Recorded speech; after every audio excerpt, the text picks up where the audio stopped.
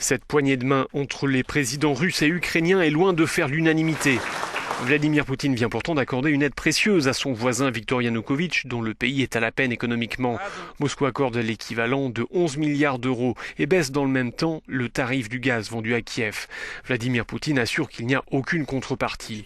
Mais pour certains observateurs, l'Ukraine se trouve désormais un peu plus sous la coupe du voisin russe. La Russie, avec cette offre, devient le principal créancier international de l'Ukraine, avec toutes les conséquences qui en découlent, dit cet analyste.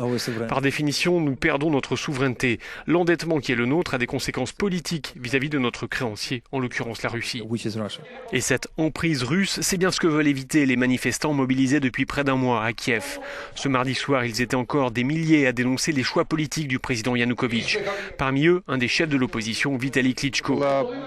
Nous espérons que cela n'a pas été fait en gage des installations stratégiques du pays, car si tel était le cas, cela aurait des conséquences négatives en termes de dépendance vis-à-vis de notre voisin oriental.